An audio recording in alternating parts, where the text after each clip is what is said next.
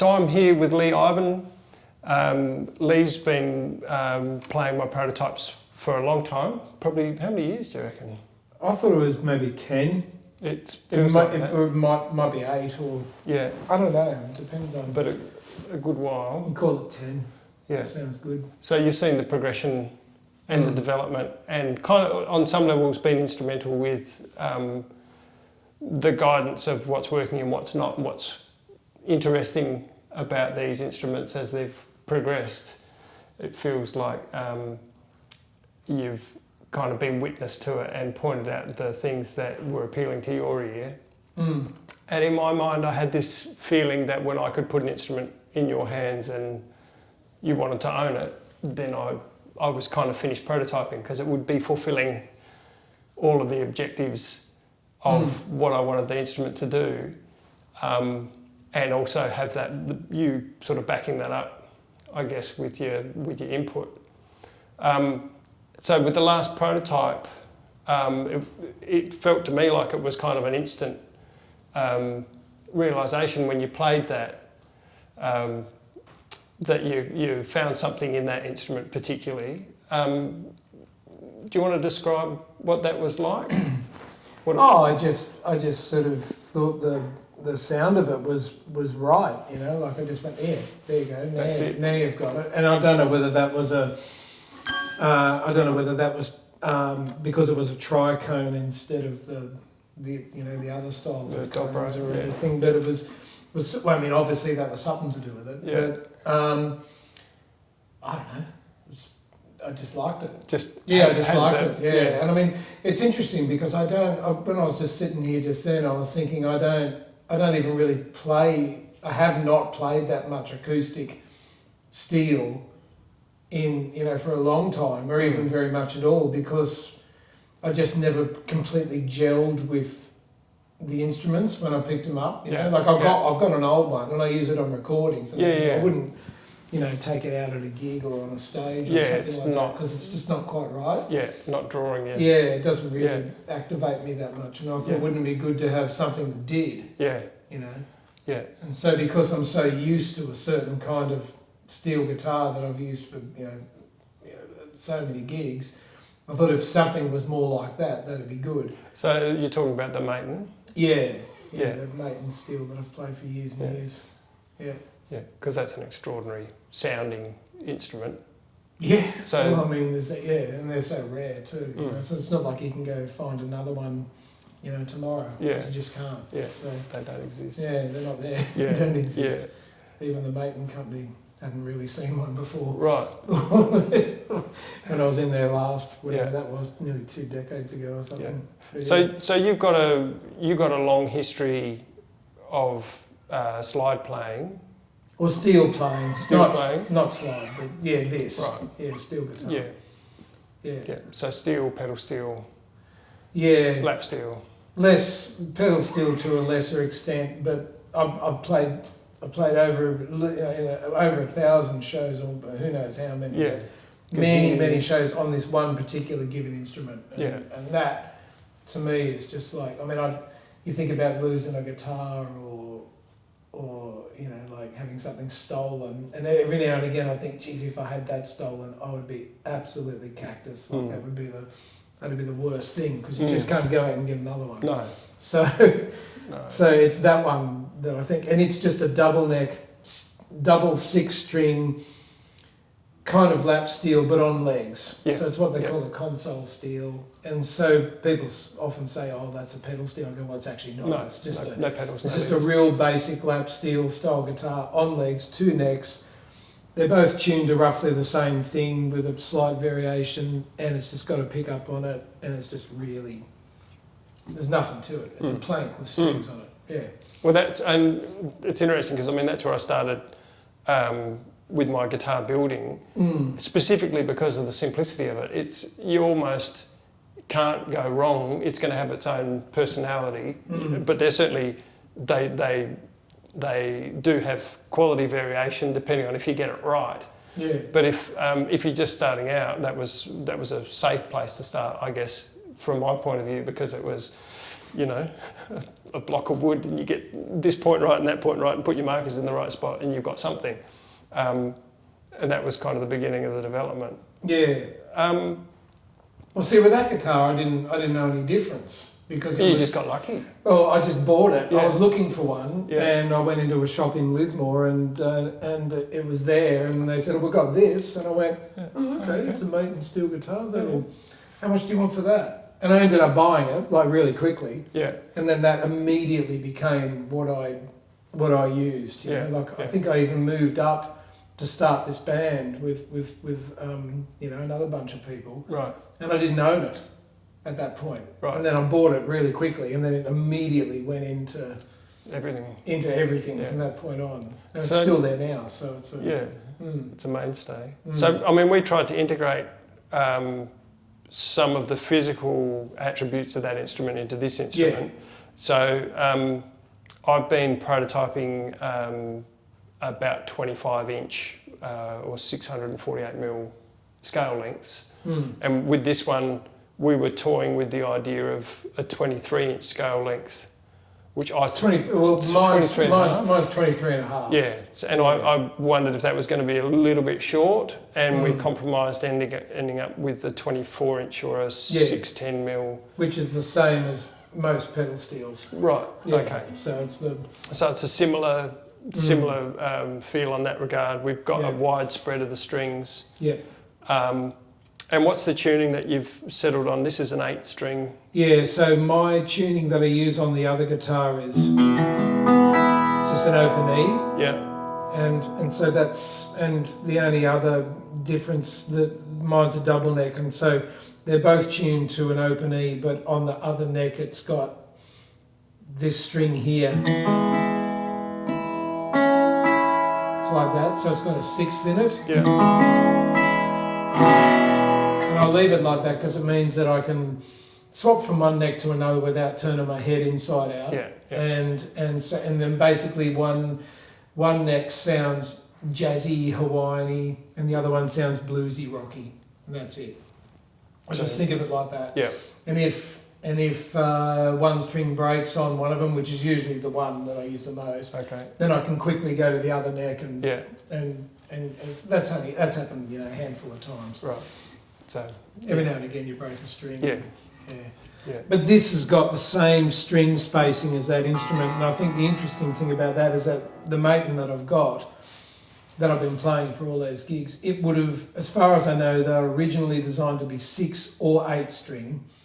Right. And the 8-string would have had a tight spacing on the strings, more like a Fender, what are they called? String Master or whatever they are, whatever those old style Fender steels are called. Yeah. More like that. Or you could have it as a 6-string and then the strings would end up getting spaced apart. And so that's what mine was.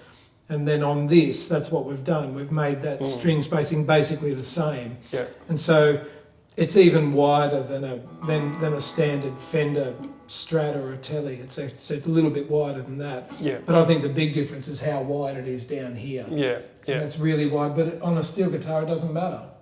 Well, you can have it. It's kind of, I mean, you can have it wide. Yeah, it's almost preferable on some levels depending on your playing style. Because you can get this in and around stuff. Yeah, you've got because it's not like you're trying to accommodate fingers. And I think that this is. I mean, a big part of my attitude towards this is to try to start with a blank canvas specifically around how it's going to be played as a steel guitar. So I think what happens with a lot of square necks is that they're a modification of a regular ergonomic consideration for a regular guitar. Yeah, and they feel like it too. And they do, and they're not... that's why I've never been into them that much. Well, and this is ground up. Like everything about this... from the false back to the back being as highly mobile as it is about how do you maximise energy, but also how do you make it ergonomically just right, like so that it's easeful in every regard to play, because this is how it's been made for this. It's not modified. It's not a variation on a theme. It's actually ground up. What are your ergonomic considerations for a slide player? We see with the other guitar, the one that's on legs, like it's on legs, so I rarely have it sitting on my lap like this. And it's funny because now I think about it, it's that the way that this is sitting on my lap now is not too dissimilar from how the other one is on its legs.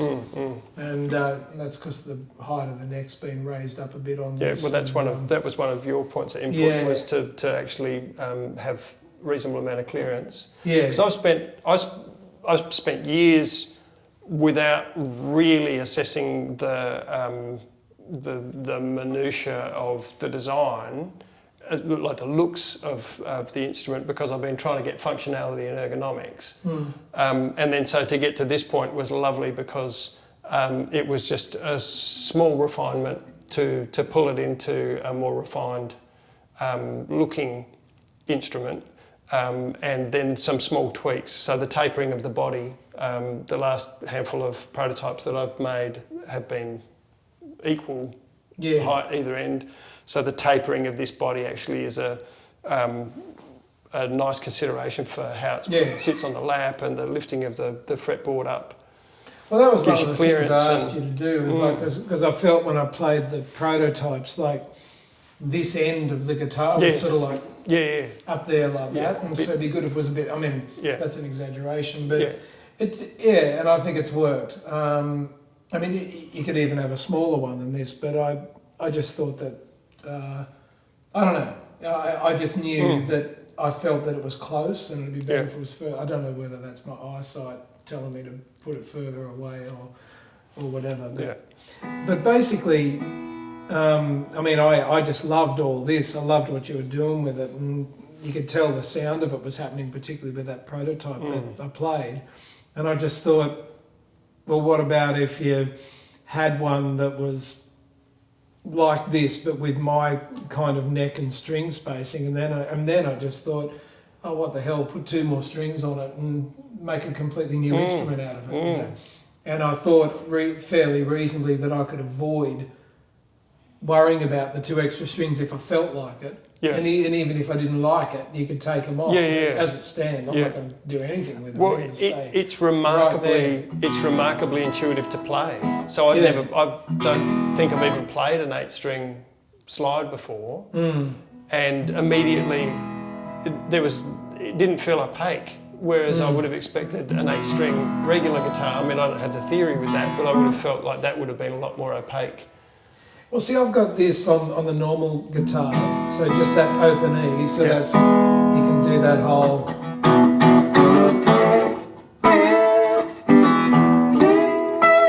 that sort of bluesy sounding thing. Yeah. And there's all the...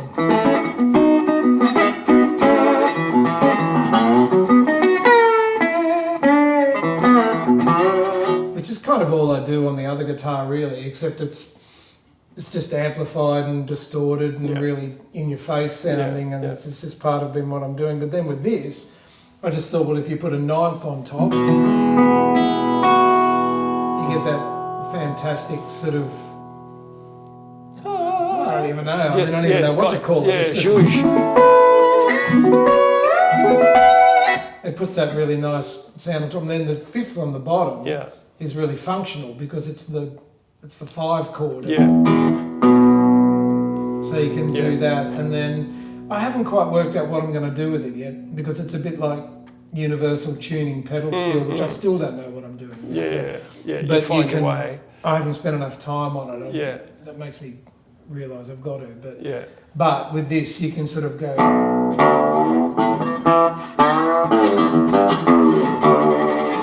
You've got all that sort of low stuff down there, and because I don't really know what I'm doing with this yet, I've been finding a lot of joy in going, well, here's the like the main sort of, that sort of suspended sort of stuff, and then you can go, and I mean, that's just very satisfying. Well, it's got a heart quality about it, depending on how you're playing it. I could do it all day, and I'll be happy doing it. You know? So it's just, as I keep playing it, I'll figure out what to do with it, but I don't feel like changing that tuning or that approach. No.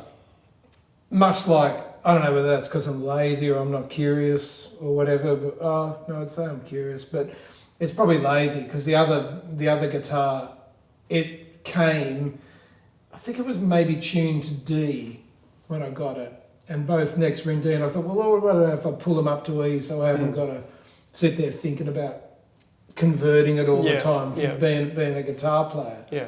I just make it E, make life easy on myself, then I can concentrate on actually playing it rather than doing all this other stuff. And pedal steels are in E. Yeah. And so, well, most of them are.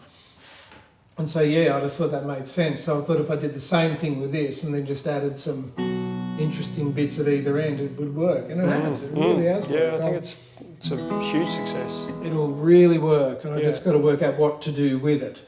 Yeah. But that'll be apparent. I mean, and it'll probably make itself apparent because what often happens, instruments will drag out, like you were saying before, they'll drag out a particular trope.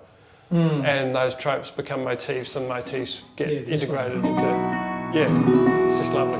Yeah, so when I start, I think what I'll do is that once I get the pickups on it the way I want it and I can take it out and put it on a stage and play it in a situation where it's louder, then I'll really start to figure out what to do with it. Because then when you play it in a band, you're not doing as much. You're it's more colour. You're being more spare with what you do and all that, and it also sounds better what you do. You go, oh, listen to this. It's really amazing. So you can do all that sort of thing. Whereas when you're a solo player trying to make this thing, I mean, you got your work cut out for you, and I'm not really doing that. Although I might be sort of led more into doing it with this, and hopefully I will.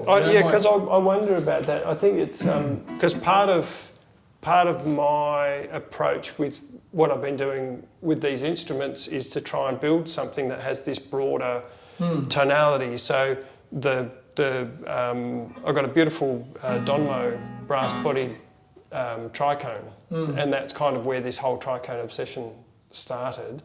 And it's number 34. And it's a Donmo body with a Redgate neck, so it's this hybrid. I don't even know what that is. Well, Don Morrison's his local builder. Okay. Lovely man, builds beautiful. He now builds rust buckets, he calls them. So he goes and gets 100-year-old galv and rolls it flat, and then builds these beautiful tricones out of that. Cool. I may have seen. You probably would have come across. You probably would have come across them. Might have seen one somewhere. Yeah, it's not unfamiliar. No, anyway. He's got a few hundred out there now. Yeah. But what I found with tricones and dobros, generally speaking, was this, that's how they sound.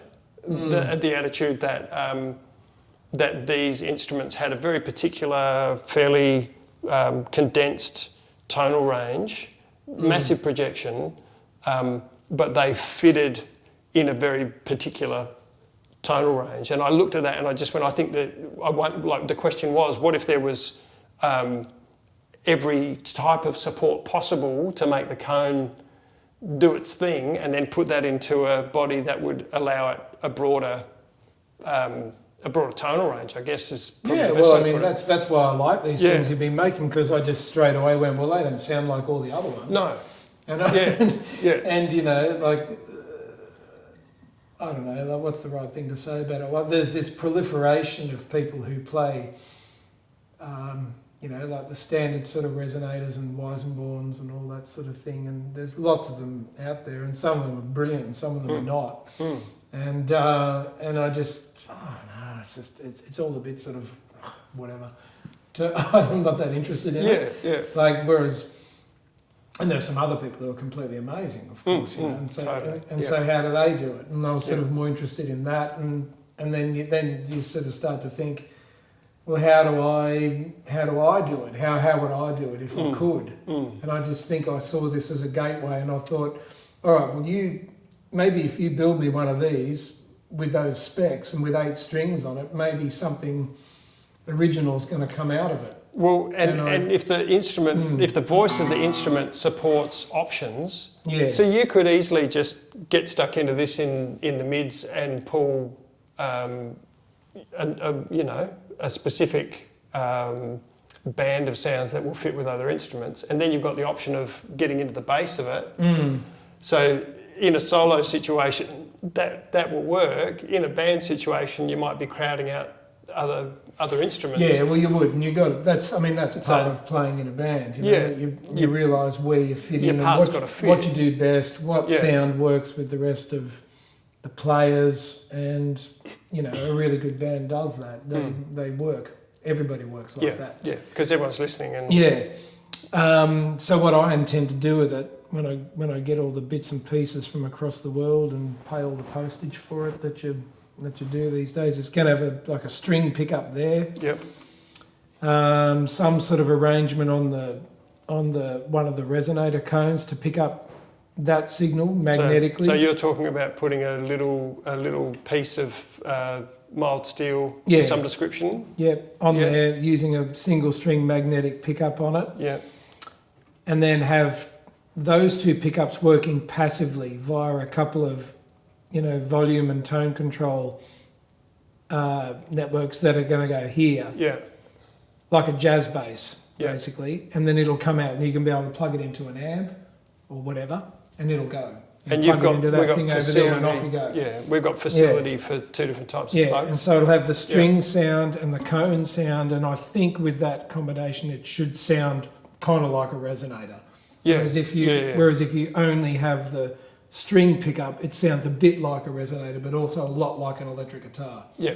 And so, and I've learnt this by talking to other people. Like I rang up Jeff Lang and said, "How do you do it? What's your thing?" And he goes, "Oh, I do this." And I go, "Yeah, well, that's what I was thinking about doing too." Yeah. And he said, "Well, don't do that because that's shit, or that doesn't work, or whatever." Like he doesn't even use piezo pickups on it, but I think I might throw a few into this just to see how it sounds anyway. Yeah. And if they end up being redundant, then it doesn't matter. They don't cost much to put in there anyway. No. But I'm imagining a pickup there, a pickup on the cone magnetic, so you can just plug it into an amp and go without fussing around with preamps or EQ or anything. You just want it to work. And you can run it through effects and just do all the things you do very easily with electric guitars. And then have a piezo pickup probably on the back, the much talked about back. Yep. So. Or a magnetic one, don't know yet. Yep. But you could put it on there and pull all that bottom end out of it, which I think would be ridiculous to not try and do. And then probably put one on the bridge, like you see done. Yeah, the Fishman style. Yeah, do that as well. And have those available as outputs via a Canon plug, and then a microphone somewhere inside it. Yeah. And then I reckon with those 5 options... Well, you should be spoilt for choice, hopefully. Well, you should be able to get all sorts of interesting stuff out of it. And practically in a gig you might use 2 of them. Yeah. But that's if you know what works, and it'll be like a process of attrition on some levels. You go through and work out what's going to give you the sounds that you want, but also be able to give you a sound of the instrument. Well, Jeff's got a multi-core coming out of one of his guitars, or it looks like that. It's just this big, thick cable, wound up in that mesh. Like the computer mesh stuff. Yeah.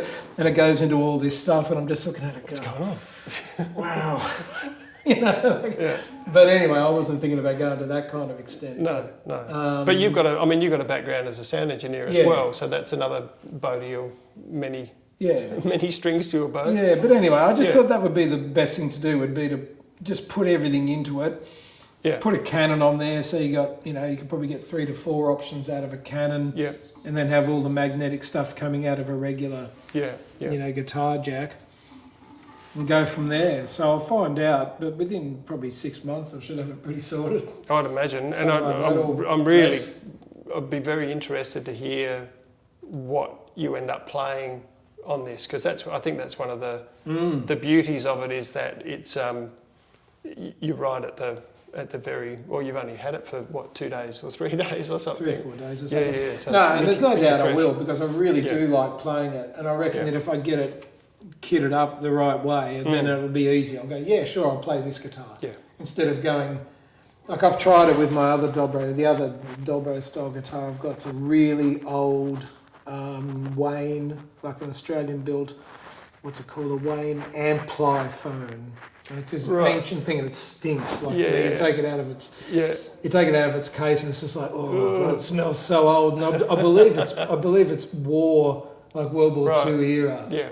I don't know whether that's true or not, but it certainly looks like it. It's got that look about it. Yeah, and the binding's all fallen off it, and it just has this whole vibe to it. And it's got this neck that's just bent up like that. It's got one of those 0 fret nut conversion things on it, whatever they're called. Yeah.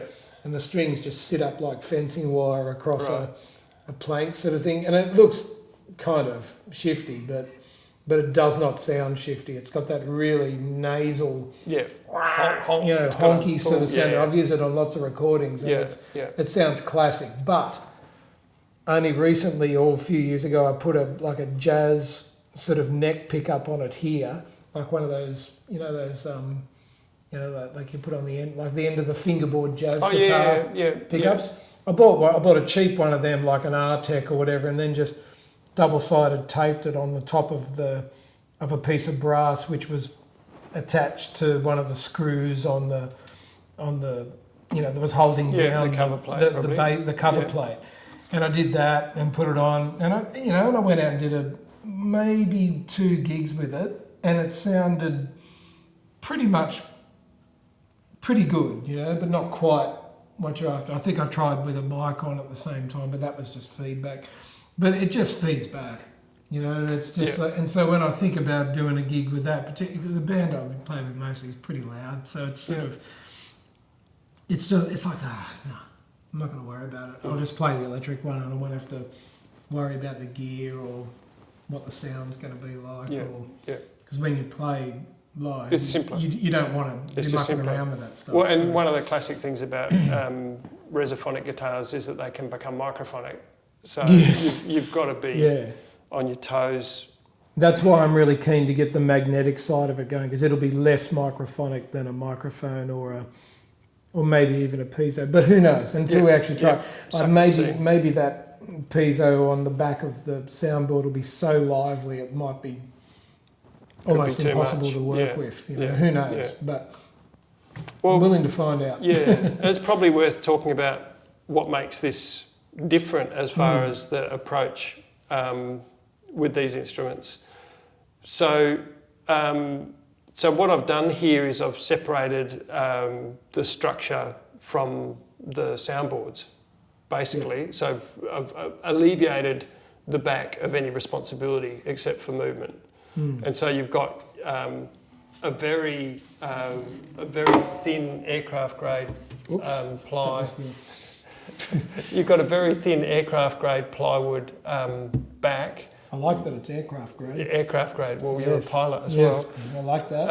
And then that's lightly braced with a spoke bracing of my own design, which took years. This is braced on the back, is it? No. The bracing's on the inside. So it's like a Union Jack, double Union Jack spoke bracing inside. So the energy can go into the back, move the back a lot. There's no impediment for the back to move, but the bracing gives you a longer note, basically. So if you think banjo, energy goes into a banjo, there's nothing to restrain the energy. The energy's in and out. It's loud, massive punch, whereas the braced back has the sustain. So that's where, in my estimation from what I've sort of observed, is the bracing gives you a greater bass response and longer sustain. Okay. And then the false back means that the player never touches the actual back. Yeah, well, I mean, that was obvious to me, because I thought, well, no matter how good your acoustic steel guitar is, the moment that you put the thing on your lap like that, you've cancelled out the entire action of the... They still move. Yeah, but not much. But it's nowhere near as much. So it becomes all about the top. Yeah. And so I just thought, well, that's a great idea. And then we've got a circular soundboard here, which is the same spoke bracing, very thin top. And then the sides are structure. So the sides are built into the top and the bottom ring. They go all around the body, so there's a structural element there. And then the neck joins onto another post that runs top to tail. So there's an enormous amount of structure in the, I mean, you still get energy into the back, but it's not able to do the same work. And historically, backs on acoustic guitars are stiff. Yeah. They're way stiffer than the top. Yeah. But I've had this sort of questioning, I guess, around, well, what more could you get if you put that in a super... that's what attracted me to, for me to sort of keep on looking at what you were doing, because it was quite clear you weren't interested in, replicating what people had always done. You were actually trying to do something. I remember seeing that one that had the sort of the scroll inside it, and just thinking, wow, that's a crazy idea. And I mean, that sounded like one way, and it was sort of feeding into that, chaos theory, the fractals, the Fibonacci series and all that. But then of course, like you said, you hit upon this design and you tried this one. I don't know how you came about that. You just must have sat around and thought about it. But this is the one that resonated, if you like, for me. And it was sort of, absolutely. This one worked for me. And I think you were saying before that the tone of these things is more similar to your dreadnoughts and acoustic guitars, which it probably is. So. It's got a bit less honk than what some of those ones were, but then I actually can't think what a normal tricone sounds like anyway. I just don't know.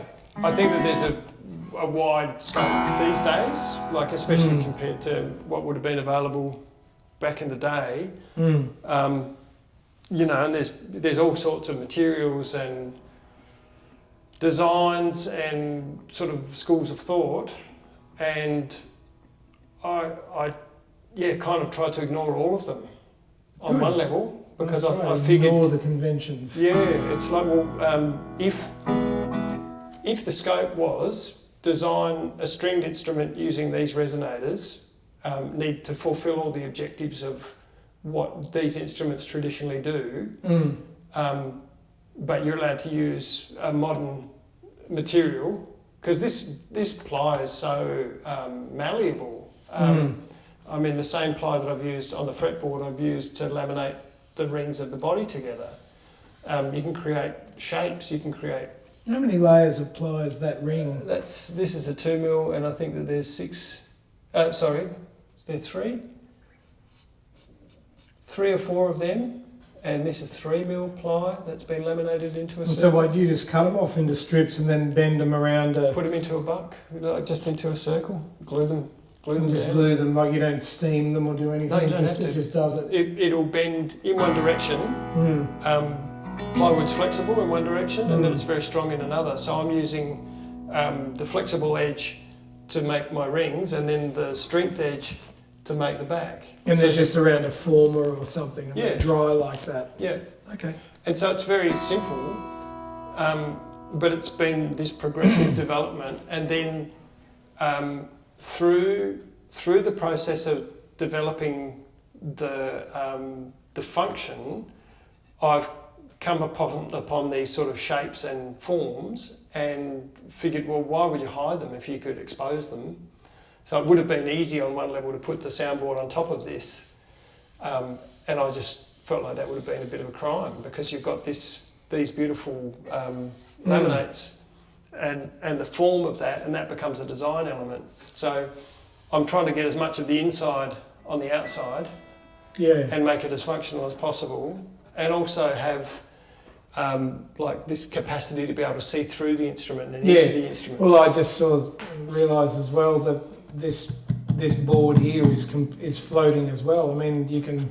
Yeah, you get your fingers underneath. So there's nothing underneath that. No, so it's really amazing like that. Absolutely. And so it's kind of, the form has dictated the design language, which I've really enjoyed that process. And this has been a great one to really refine that language as well, and just tidy up junctions and, make it more coherent as an instrument to look at. Yeah, well, I just straight up, I just love how I can just sit down at it and just play it kind of like what I'm used to. It's just, if I ignore the 2 outside strings, it's all normal for me. Yep. Yeah, so it's terrific like that. It's absolutely terrific. So one of the other things that I've built into this is the capacity to be able to hold it. So or you can pick it up here, like that. Yeah. And I've also picked it up a few times from here. Right from the top. And then also you can pick it up from either side like that. And because it's plywood, so you're not going to worry about how you're handling it. No, it's very strong. It's Yeah. very strong. And it means that it's this tactile instrument as well as being kind of. I think it's beautiful. Well, you said you could walk on it if you wanted to. Yeah, pretty well. When I except was for that part. Yeah, except for that part. But when I was putting the fretboard down, I had a 10-kilo brick. Yeah. On top of it, it's very strong. It's a very strong instrument. Yeah. No doubt. In lots of ways. It's also worth mentioning what the timbers are. I mean, you've got this is like that New Guinea rosewood. Yeah, Papua New Guinean rosewood for the neck and for the strut through the body. Yep. This is an acacia. Yeah. I can't remember what the material actually is. My friend.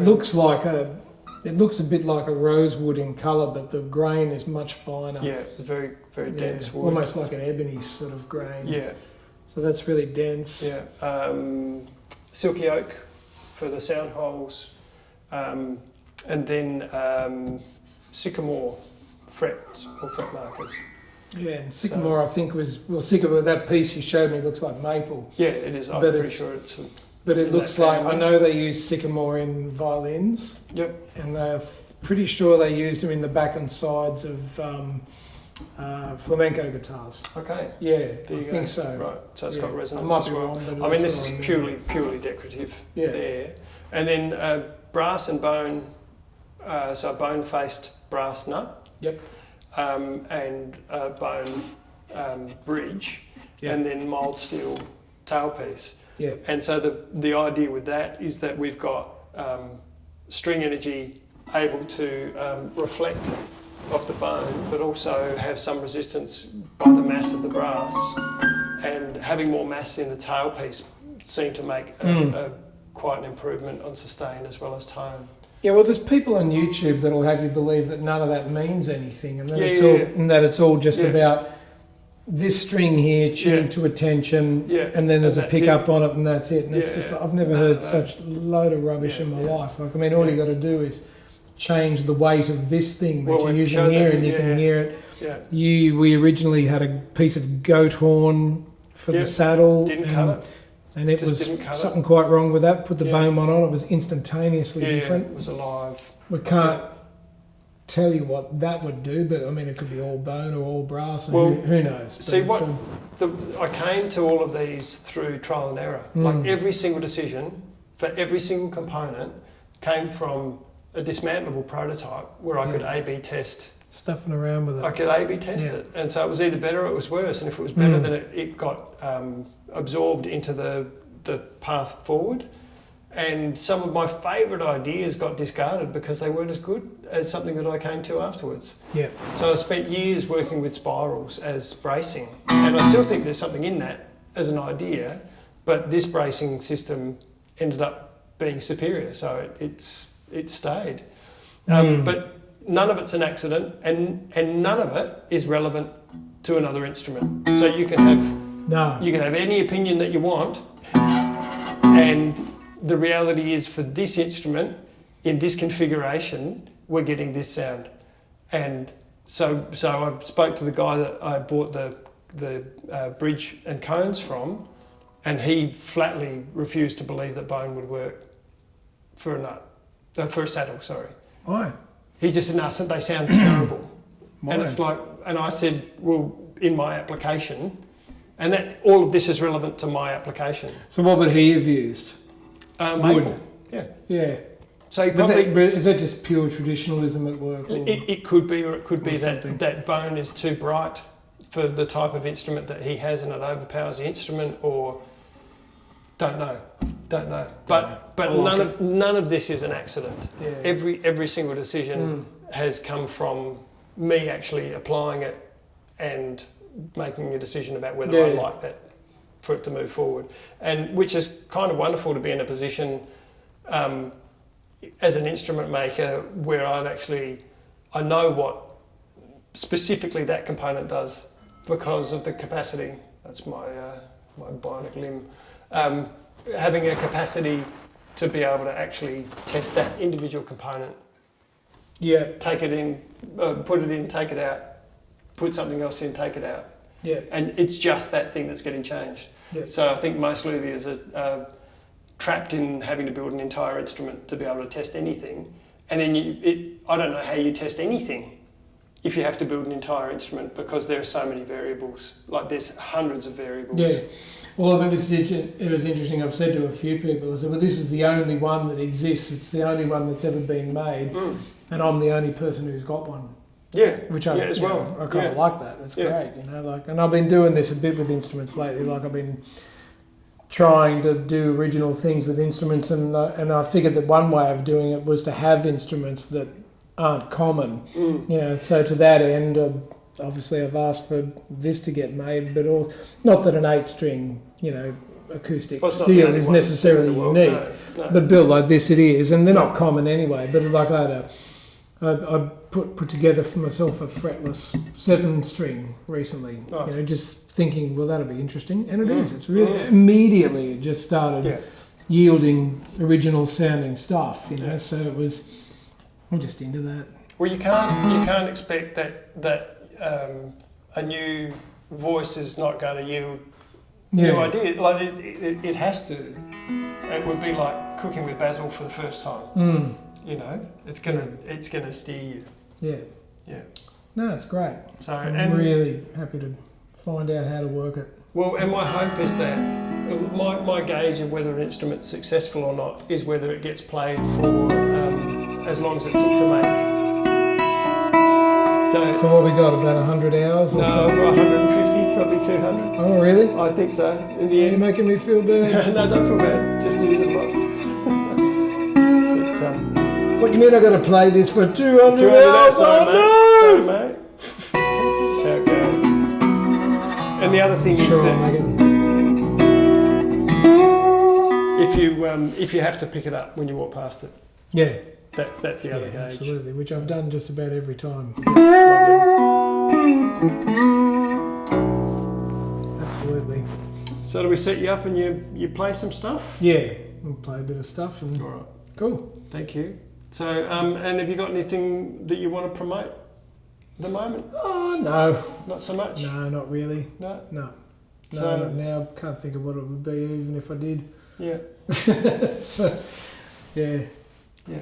Well, I know that you're on a soundtrack with Hanya Rani. Yeah, I was part of a film score. Yeah, I did that. But it didn't have anything to do with stuff like this. That was all pedal steel music and all that sort of thing. But yeah, sort of just getting into soundscapes and stuff. So I'll probably immediately put this to work on soundscapey things.